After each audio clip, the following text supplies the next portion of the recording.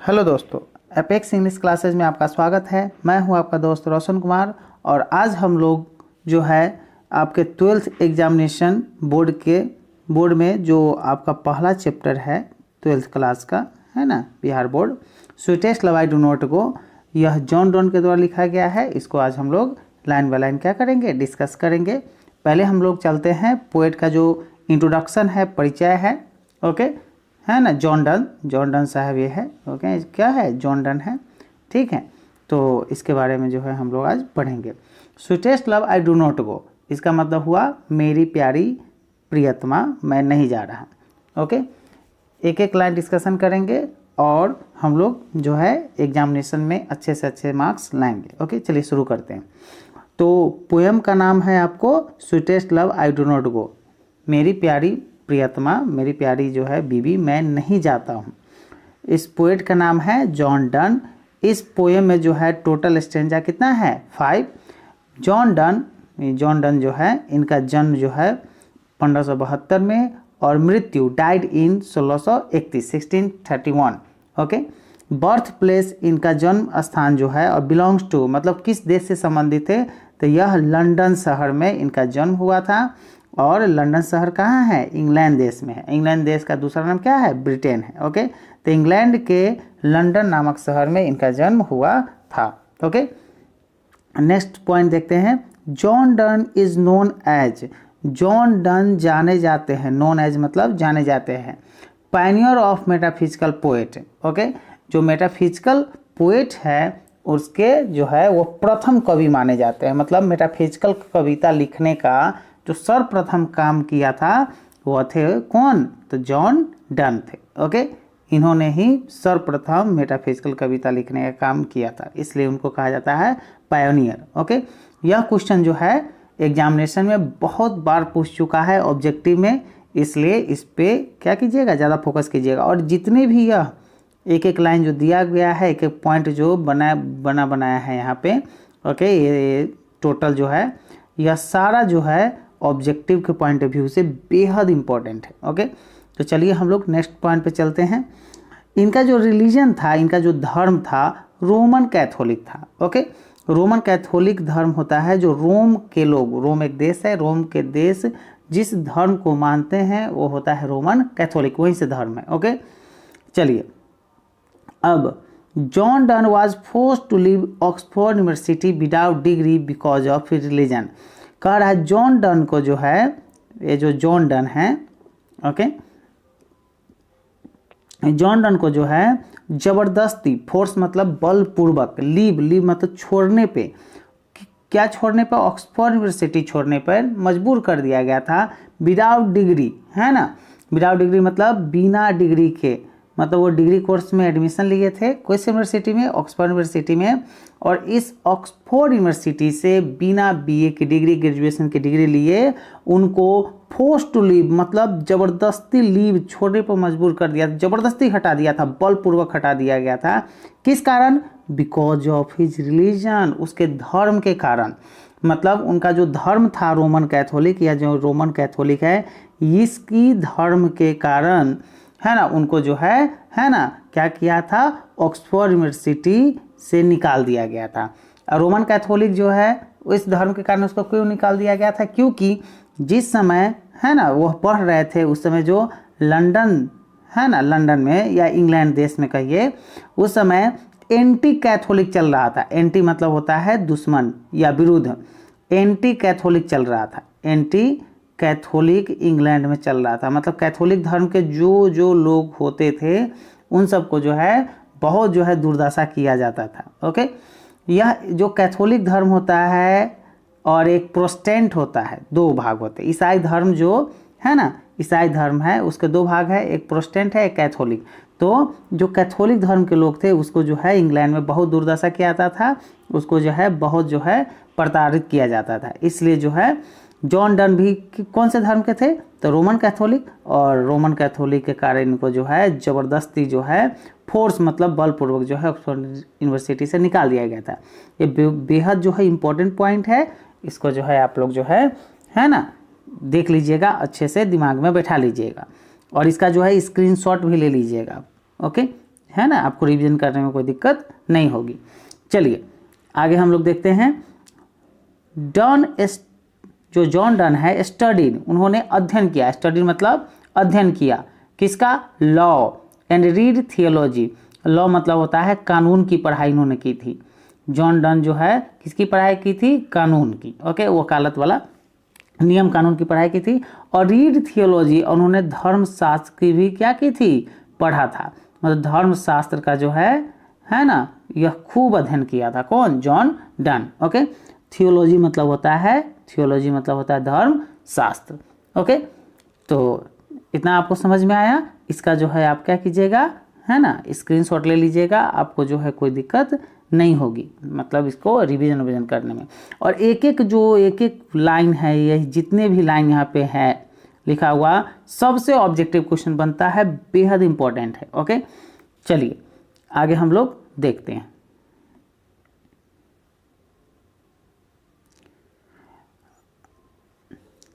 Next point हम देखते हैं। जॉन डन हो गए थे, क्या हो गए थे? Secretary to a powerful noble. Powerful मतलब होता है शक्तिशाली, और नोबेल मतलब होता है धनी व्यक्ति। एक धनी व्यक्ति था, उसके यह क्या हो गए थे? सेक्रेटरी हो गए थे, सचिव के पद पे वह काम करते थे। सचिव इन द सेंस है कि मुंशी, है ना, मुंशीगिरी यह करते थे, ओके। मतलब उनका मीटिंग अरेंज करना, मतलब भर दिन में उनको क्या काम है क्या नहीं है, यही सब वो अरेंज करते थे, ओके। तो जॉन डन जो है वह किसके? तो एक पावरफुल नोबेल था, उसके क्या हो गए थे? सेक्रेटरी हो गए थे, ओके। चलिए आगे हम लोग बढ़ते हैं। Next point, John Donne briefly मतलब होता है थोड़े समय के लिए, सेंट टू प्रिजन, है ना, उनको जेल भेज दिया गया था, कारावास हो गया था, है ना, किस लिए? फॉर सिक्रेटली मतलब होता है चुपके से, है ना, चुपके से। मैरिंग मतलब शादी कर लिया था, किससे? हिज पैटर्न्स नीस मतलब होता है भतीजी, ओके। तो एक इसकी जो है भतीजी, एक है ना, जिसके यहाँ पे यह काम करता था, जिस पैटर्न्स के यहाँ पे, उसकी एक भतीजी थी, उसी की भतीजी से सीक्रेटली मतलब गुप्त रूप से चुपके से शादी कर लिया था, और इसी कारण उनको जो है जेल भेज दिया गया था थोड़े समय के लिए, ओके। चलिए आगे हम लोग बढ़ते हैं। इन 1615 ईस्वी में एट द एज ऑफ 42, 42 वर्ष की अवस्था में, 42 वर्ष के जब जॉन डन थे, done became a preacher, done जो है प्रीचर बन गए। प्रीचर मतलब होता है धर्म उपदेश, मतलब धर्म की जो शिक्षा देता है ना चर्च में, उसको बोलते हैं प्रीचर। धर्म उपदेशक बन गए थे। और कहाँ धर्म उपदेशक बने थे?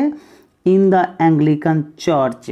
जो एंग्लिकन, जो अंग्रेज का जो चर्च होता है, एंग्लिकन मतलब जो है अंग्रेजी चर्च, उसके जो है वह क्या बन गए थे? प्रीचर बन गए थे, ओके। वो क्या बन गए थे? प्रीचर बन गए थे। किस चर्च के? तो एंग्लिकन चर्च के। कब? 1615 में। और कितने वर्ष की अवस्था में? तो 42 वर्ष की उम्र में बन गए थे। बेहद इंपॉर्टेंट पॉइंट सब है, इसको एकदम देखते चलिएगा, ओके। चलिए नेक्स्ट लाइन हम देखते हैं।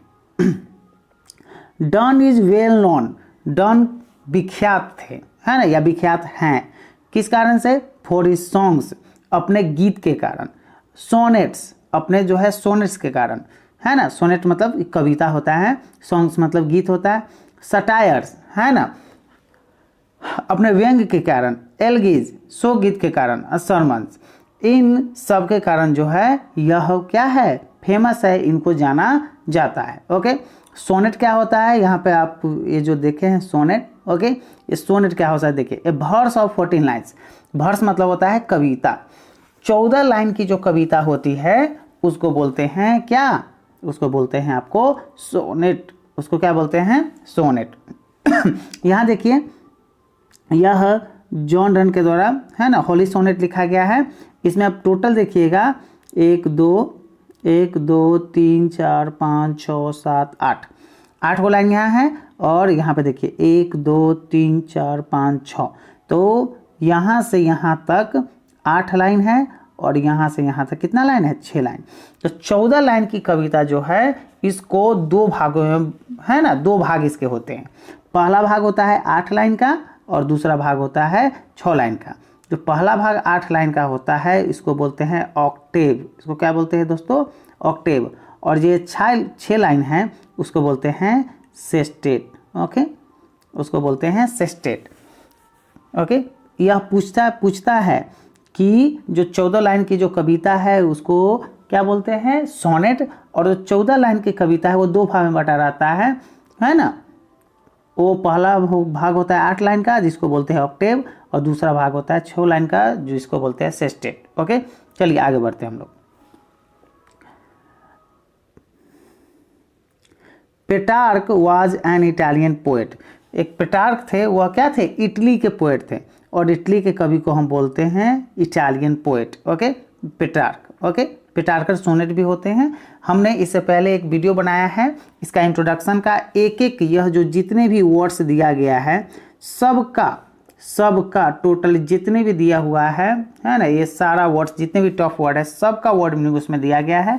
और इसका परिचय जो है हम लोग एनसीईआरटी से ही, मतलब जो आपका बिहार बोर्ड का जो बुक है इंग्लिश का उससे करवाए हैं। ओके, तो आप वो वीडियो नहीं देखे होइएगा तो प्लीज़ जाके देख लीजिएगा, आपको बेहतरीन तरीके से समझ में आएगा। ओके, चलिए आगे हम लोग बढ़ते हैं।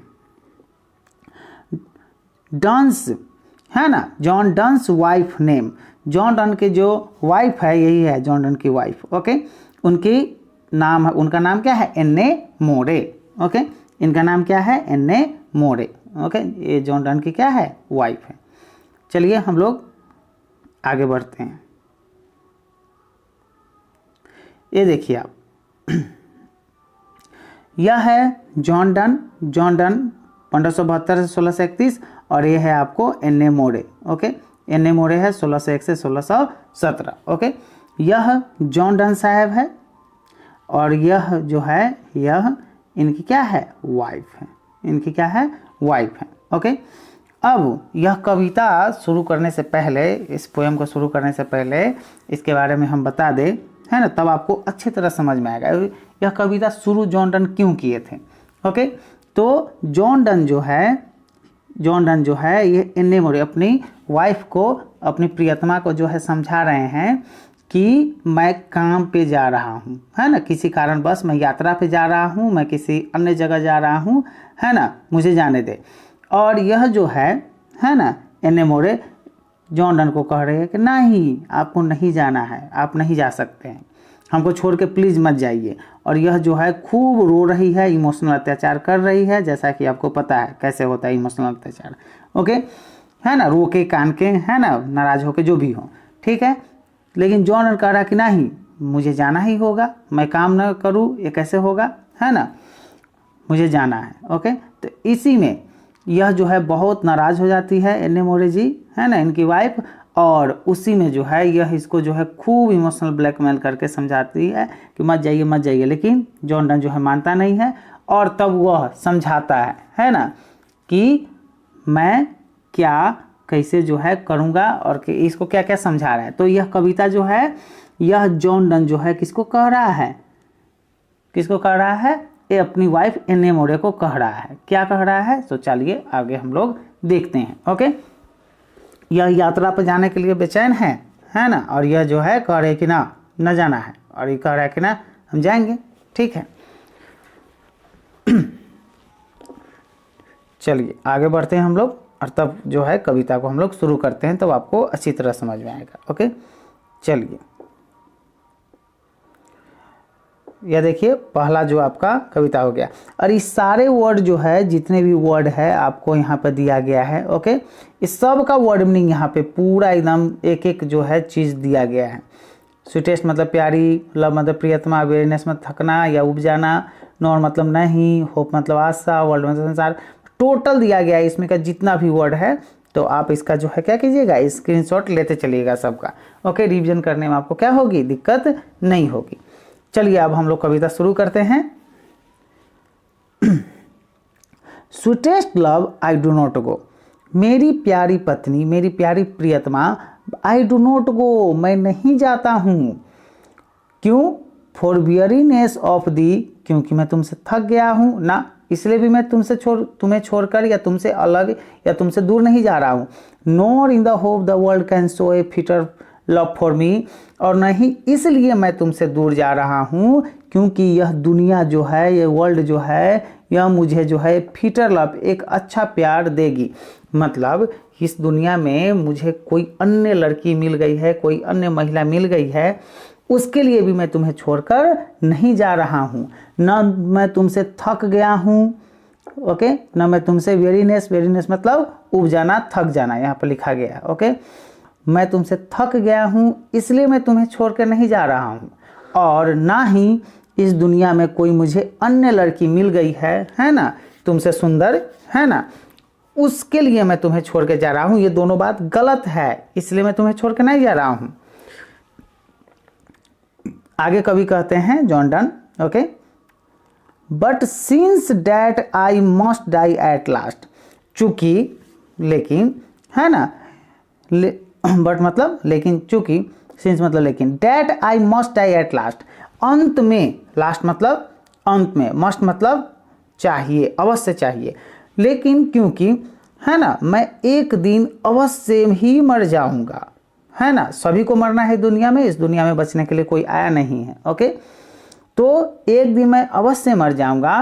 It is best to use myself in jest, तो मैं अपना इस्तेमाल जो है, यूज जो है ना, मैं माई सेल्फ, मैं खुद का इस्तेमाल जो है जेस्ट, खुशी मनाने के लिए या खुश रहने के लिए या खुश, है ना, खुशी रहने के लिए क्यों ना कर लूँ, है ना, क्योंकि एक दिन मुझे अवश्य ही लास्ट में मर ही जाना है, तो मैं अपना इस्तेमाल क्या करूँ, अच्छे से जो है अपना इस्तेमाल कर लूँ, अच्छे अच्छे काम करके जो है मरूँ, okay. 10 by feign death to die, इस प्रकार बहाने की मौत मरने से अच्छा है कि मैं जो हूँ अच्छे अच्छे काम करके जो है, इस तरह बहाने की मौत मरने से अच्छा है, मजबूरी की मौत मरने से अच्छा है मैं अपना इस्तेमाल अच्छे अच्छे कार्य करने के लिए करूँ, ठीक है। तुम्हारे पास बैठ कर रहने से मर जाने से अच्छा है कि मैं अच्छा काम करके ही मरूं, ओके, क्योंकि आपको पता है कि दुनिया उसी को याद रखती है जो अच्छा काम करके मरता है, ओके। सीधे जो है बहाने की मौत से मर जाने से मतलब थे जिए मर गए, कोई दुनिया में काम नहीं किए, अपना छाप नहीं छोड़े, तो उससे कोई फर्क नहीं पड़ता है दुनिया को, ओके। आपको कोई याद नहीं करने जा रहा है। चलिए इतना आपको समझ में आया, आगे चलते हैं, ओके।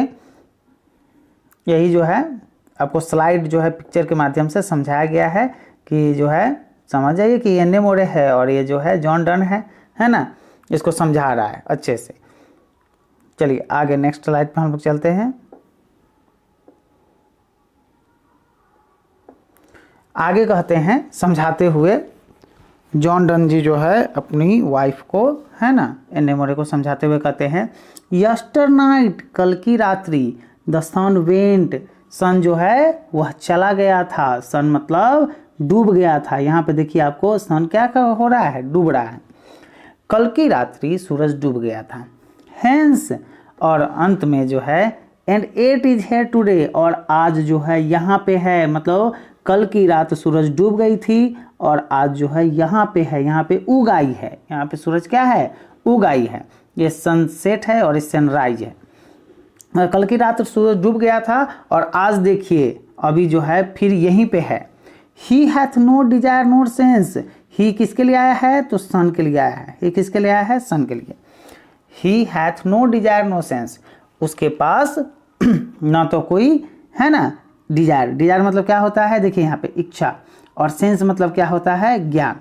उसके पास मतलब किसके पास, सन के पास, इंसान के पास जो है, सन के पास ना तो कोई इच्छा है और ना कोई दिमाग है, ना ज्ञान है, ओके। ई हैथ जो है ये ओल्ड इंग्लिश का है, इसका मतलब होता है हैज, ओके। चलिए आगे हम लोग देखते हैं। तो he had no desire no sense, उसके पास ना कोई इच्छा है और ना कोई दिमाग है, ना कोई ज्ञान है। नोर, ना ही, हाफ सो शॉर्ट अवे, और ना कोई शॉर्टकट रास्ता है, और नोर हाफ, ना उसके पास कोई बीवी है, मतलब उसकी जो पत्नी भी उसके पास नहीं है। सूरज के पास क्या पत्नी रहती है, नहीं है। देन तब फियर नोट मी, इसलिए तुम मेरे बारे में क्यों डर रही हो जी, मेरे बारे में डरने की आवश्यकता नहीं है। बट बिलीव डैट, बस इतना ही विश्वास करो, आई शैल मेक स्पीरियर जर्नी, मैं जो हूँ बहुत तेज गति से तुम्हारे पास जर्नी करके, यात्रा करके, स्पीरियर जर्नी है ना करके तुम्हारे पास आऊँगा। ओके, यह देखिए जॉन डन जी जो है स्पीरियर जर्नी जो है करके जो है आएंगे पंख ऊँख लगा के। Since I take more wings and spurs than he, कह रहा है क्योंकि आई टेक मैं लूँगा, मोर विंग्स ज़्यादा मैं डैने लगा लूँगा, विंग्स मतलब क्या होता है डैना पंख, ओके, एंड स्पर्स और प्रेरणा, मैं अधिक प्रेरणा के साथ है ना तुम्हारे पास मैं उड़ के जो है ना पंख लगा के आऊँगा। किसकी तुलना में, ये देन जो है ये एक्चुअली में क्या है देन है, THAN, ही इस्तेमाल हुआ है किसके लिए, तो ये सूरज के लिए आया है। कह रहा है कि मैं सूरज की तुलना में है ना ज़्यादा पंख और प्रेरणा के साथ तुम्हारे पास आऊँगा। तुमको पता ही है सूरज के पास जो है, जो सूरज है उसके पास ना कोई इच्छा है ना शक्ति है ना, ना कोई ज्ञान है, ना हाफ है, ना पत्नी है, ना शॉर्टकट रास्ता है, फिर भी वह रोज जो है ना आ जाता है, रोज रोज जो है वो डूबता है, रोज आ जाता है। तो मेरे बारे में तुम क्यों डर रही हो, देन फियर नॉट मी, मेरे बारे में मत डरो, बट बिलीव डैट, बस विश्वास करो कि आई क्या है that I shall make speedier journey since I take, मैंने आज तक जितनी भी है ना यात्राएं की है उन सारी यात्राओं में मैं उससे तेज गति से तुम्हारे पास आऊँगा, है ना एकदम पंख उंख लगा के तुम्हारे पास आऊँगा, सूरज से भी ज़्यादा तेज गति से आऊँगा। सूरज जो है रोज़ डूब जाता है, रोज़ चला आता है, उसके पास ना कोई इच्छा है, ना ज्ञान है, ना पत्नी है, मेरे पास तो तुम जैसी महबूबा है, तुम जैसी पत्नी है इतनी प्यारी इतनी सुंदर, तो मैं क्यों नहीं आऊँगा, जरूर आऊँगा। ओके, चलिए यह एन मोरे को जो है जॉन डन जो है एकदम समझा बुझा रहे हैं कि घबराने की जरूरत नहीं है। ओके, चलिए आगे हम लोग बढ़ते हैं।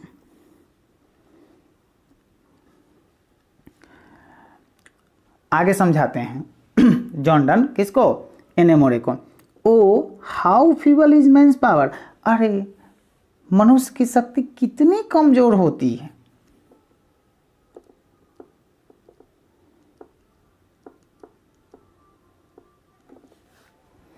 फीबल मतलब दोस्तों क्या होता है कमजोर, मैन्स पावर मतलब मनुष्य की शक्ति। कह रहा है वो how feeble is man's power, मनुष्य की शक्ति कितनी कमजोर होती है, that if good fortune fall, अगर उसका सौभाग्य चला जाता है, उसका भाग्य उसका बुरा वक्त आ जाता है, कैनोट ऐड अनदर आवर, तो वह एक पल के लिए भी उसे वापस नहीं ला सकता है। देखिए ये बूढ़ा आदमी है, ओके, इसका वक्त चला गया है ना, गुड फॉर्चून फॉल, इसका वक्त चला गया है, यह बूढ़ा हो चला है, क्या आप यह जवानी में लौट सकता है, नहीं। ओके, तो यही कह रहा है कैनोट ऐड अनदर आवर, अगर गुड फॉर्चून अगर सौभाग्य चला जाता है, अच्छा वक्त चला जाता है ना, तो कोई भी मनुष्य जो है एक क्षण के लिए भी उसको फिर वापस नहीं ला सकता है, नहीं जोड़ सकता है। ऐड मतलब होता है मिलाना या जोड़ना। ओके, नॉर अनाही ए लॉस्ट आवर रिकॉल, और न ही जो खोया जो वक्त है उसको वह वापस ला सकता है। ओके, जो खोया वक्त इसका है, जो अगर जवानी का वक्त है जो खो चुका है, वह क्या वह एक क्षण के लिए भी वापस ला सकता है। ये बूढ़ा जो है ना, यह लाठी पकड़े हुआ है। ओके, यह जवान अब नहीं हो सकता है, इसका जो पावर जो है वो फीबल हो चुका है, कमज़ोर हो चुका है। बट लेकिन कम बैड चांस, लेकिन जब बुरा वक्त आता है, ओके, बैड चांस मतलब जब बुरा वक्त आता है, ओके, तो ये देखिए इसका बुरा वक्त आया है। ओके, स्लाइड के माध्यम से पूरा आपको समझाने की कोशिश किया गया है। ओके, आप लोग एक एक लाइन समझते चलिए, और जितने भी वर्ड सब है ना टफ वर्ड, उस सब का जो है यहाँ पे टोटल जो है हिंदी लिख दिया गया है, आपको समझने में कोई दिक्कत नहीं होगी। आप इसका क्या कीजिएगा, स्क्रीनशॉट ले लीजिएगा। ओके, और आपको यह वीडियो अगर अच्छा लगे तो प्लीज़ इस चैनल को सब्सक्राइब कीजिएगा और अपने दोस्तों के साथ क्या कीजिएगा, शेयर कीजिएगा। ओके, चलिए आगे हम लोग देखते हैं। बट कम बैड चांस, लेकिन जब बुरा वक्त आता है, and we join to it our strength, तो हम इस जो बुरे वक्त का है हम लोग सब क्या करेंगे, हम लोग ज्वाइन करेंगे, योगदान करेंगे, शामिल हो जाएंगे। क्या शामिल हो जाएंगे, क्या शामिल करेंगे, इट इसमें, टू आवर स्ट्रेंथ, हमारे पास जितनी भी शक्ति है, जितनी भी ताकत है, उन सारी शक्ति को हम शामिल करेंगे। And we teach it art, और हम लोग सीख जाएंगे इसकी कला, एंड लेंथ, और अपनी सहन शक्ति को क्या करेंगे, बढ़ा देंगे। ओके ओके, अपनी सहन शक्ति को क्या करेंगे, बढ़ा देंगे। And itself over us to advance, और यह अपने आप क्या हो जाएगी, टल जाएगी। यह देखिए इसका जो है एक व्यक्ति है, इसका एक छुटकिनवा सा है ना बउआ है, इसको जो है इस मुसीबत से, यह देखिए डायनासोर अजगर टाइप का सांप है, इससे समझा रहा है कि डरने की जरूरत नहीं है, अगर यह सामने आ जाए तो हम अपनी पूरी ताकत से है ना इसका सामना करेंगे, और यह अपने आप जो है यह खतरा क्या हो जाएगा, यह टल जाएगा, यह ख़त्म हो जाएगा, हमें ज़्यादा डरने की आवश्यकता नहीं है। ओके, हमें हमेशा क्या करना चाहिए, आगे बढ़ते रहना चाहिए। यह जो पिताजी इसके जो है वह समझा रहे हैं। ओके, इससे डरने की आवश्यकता नहीं है, हम लोग अपना जो है आर्ट को है ना क्या करेंगे, आर्ट सीख जाएंगे, किसी भी मुसीबत से लड़ने की कला सीख जाएंगे, और लेंथ अपनी सहन शक्ति को बढ़ा लेंगे। इट सेल्फ, और यह खुद ही, ओवर अस टू एडवांस, और ये खुद ही जो है ख़त्म हो जाएगा, यह जो मुसीबत है यह खुद ही टल जाएगा। ओके, चलिए आगे हम लोग नेक्स्ट स्लाइड में, आई होप आपको समझ में आ रहा होगा। कोई दिक्कत हो, कोई प्रॉब्लम हो तो आप हमें कमेंट करके जो है आप कह सकते हैं, हम उसको सुधार करने की कोशिश करेंगे। ओके, चलिए आगे हम लोग देखते हैं।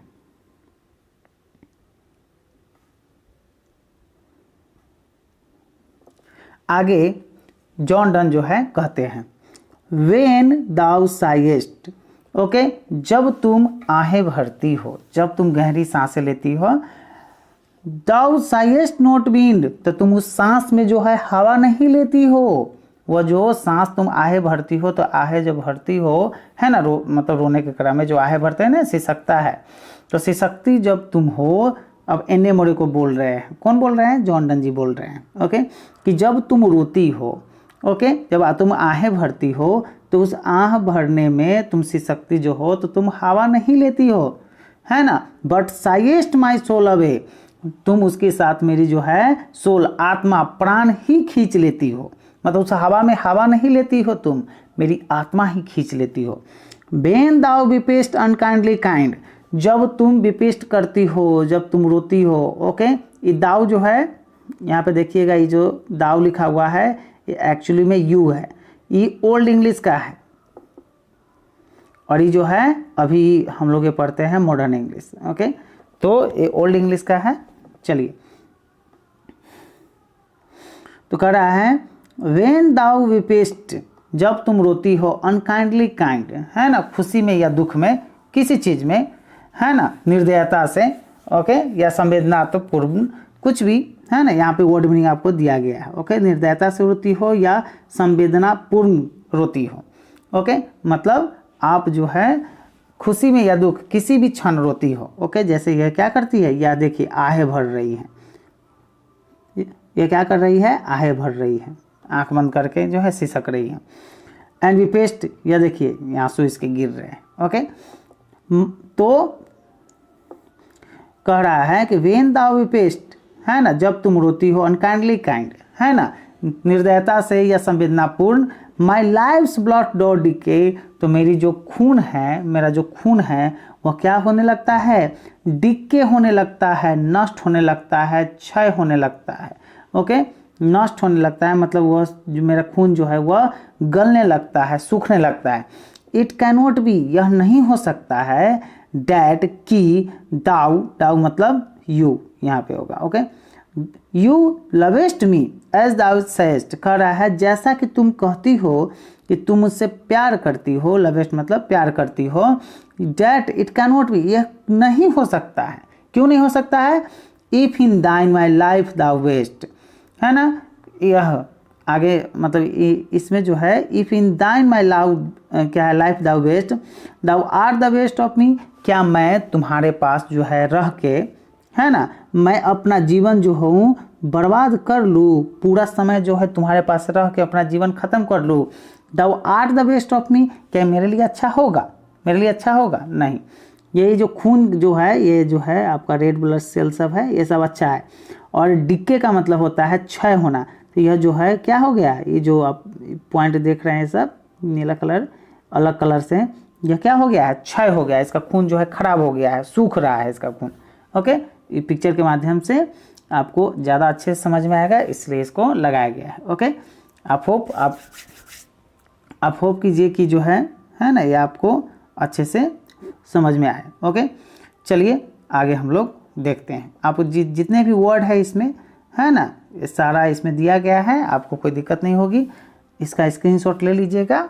ओके, चलिए, इसका पीडीएफ भी प्रोवाइड करवाया जाएगा आपको, है ना, ज़्यादा दिक्कत हो तो आप पीडीएफ भी ले सकते हैं। ओके, चलिए आगे हम लोग देखते हैं।